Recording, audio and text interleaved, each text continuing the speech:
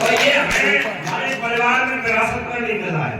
हमारे परिवार ने अपने बेटों को इस देश के लिए दिया है और मैं 24 साल करके आया हूँ और भी कई सदस्य नौकरी कर रहे हैं। तो हम कभी भी ये भाव नहीं रखते कि हम रिटायर्ड हुए हैं। एक ही भाव है कि मैं भारत माता का सिपाही हूँ, हमेशा रहूं।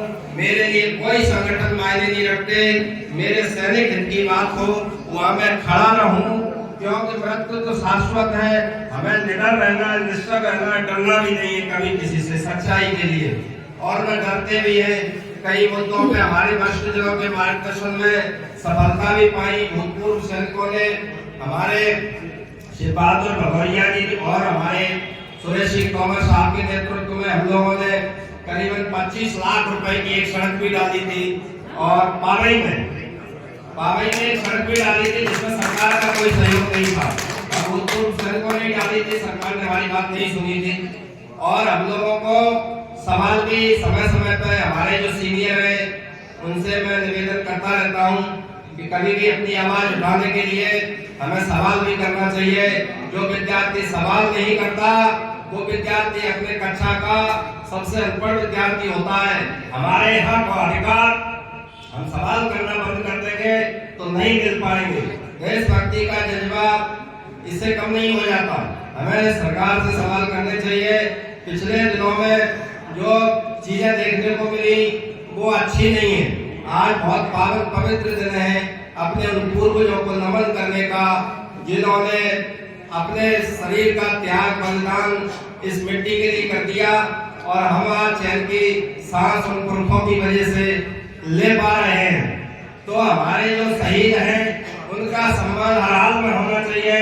कोई भी मुख्यमंत्री, कोई भी पद हमारे शहीद से बड़ा नहीं हो सकता है। सारे काम बाद में, हमारे शहीद का काम पहले होना चाहिए। और जो अधिकारी, जो मंत्री, जो भी औहदेदार अगर हमारे शहीद परिवार को सम्मान नहीं दे सकता है तो हमें सवाल उठाने भी चाहिए और इसमें बेझिझक अपनी बात रखनी चाहिए। और हमारे संगठन रखते भी हैं, हमें खुशी है। कई मुद्दों पे मुख्यमंत्री जी से मिले थे, अभी सर ने, हमारे परमवीर साहब ने बताया था, बहुत अच्छा मार्गदर्शन किया। तो मुख्यमंत्री जी ने कहा, क्योंकि सवाल उठे, उन्होंने कहा कि मैं खड़ा हूँ, मेरी सरकार खड़ी है, आपके सम्मान में कोई कमी नहीं आने दी जाएगी। अभी मंदसौर में एक मामला आया, 3 साल पहले गोवर्धन सिंह सिसोदिया शहीद हो गया गंगटोक में, उसके परिवार को कुछ नहीं मिला। तो ऐसे मामले आते हैं तो दिल भावुक हो जाता है।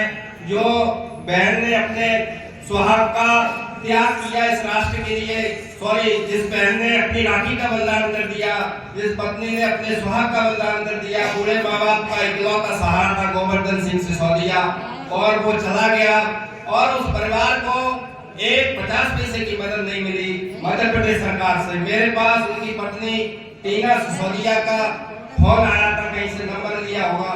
तो ऐसी चीजें उनका, हमने अपने करीबन कई विधायकों को उनके कागज दिए हैं विधानसभा में प्रश्न लगाने के लिए। हो सकता है सरकार तक बात पहुंचे, पत्र भी लिखे हैं। तो ऐसी ही चीजें हैं। हमारे सीनियर वैसे तो करते ही रहते मार्गदर्शन हमारा, और कई बार हम भी अनुशासनहीन होते हैं तो हमें भी टोकते हैं, क्योंकि गलतियां इंसानों से ही होती हैं। और हम पूरी कोशिश करते हैं कि अनुशासन में रहें। कई बार नहीं भी रह पाते, क्योंकि भावना है जब हमारे अपने पिटते हैं। अभी फौजी आया, वहाँ पीट दिया उसको चिड़ियापुरा में, उसकी आंख का ऑपरेशन हो रहा है। तो ये बात मुख्यमंत्री जी पर भी रखी गई। तो उन्होंने कहा कि सरकार नोटिफिकेशन निकालेगी, किसी भी सर्विंग सोल्जर को बिना आईपीएस अधिकारी की जांच के बिना उस पर एफआईआर नहीं हो। तो ये सीएम साहब का हम धन्यवाद करेंगे इस चीज के लिए। ऐसे कई मुद्दे हैं। और मैं, चूंकि तबीयत भी ठीक नहीं है, मैं अपने मंच पे विराजमान सभी सीनियर जनों के चरणों में कोटि कोटि नमन, अपनी वीर नारी शहीद परिवारों को भी प्रणाम करता हूं। और अभी नगर पालिका ने नोटिस भेज दिए, वो परमवीर साहब बता रहे थे कि इनके समय में वो मिलता रहा, अभी वो मेंटेनेंस अलाउंस नहीं मिलता। उनकी बिजली जो 100 यूनिट तक फ्री रहती थी वो भी नहीं है, उनसे बिल लिया जा रहा है। तो बड़ा दुर्भाग्य होता है कि जो लोग अपने इकलौते बेटों को इस राष्ट्र के लिए कुर्बान कर जाते हैं, और अगर उनकी इस तरह से वो की जाए तो ये अच्छी बात नहीं है। और हमें उम्मीद है कि हमारी सरकार देशभक्ति पूर्ण कार्यों को अंजाम दे रही है। तो ऐसी चीजें नहीं होनी चाहिए भविष्य में, ये हमें विश्वास है। इन्हीं शब्दों के साथ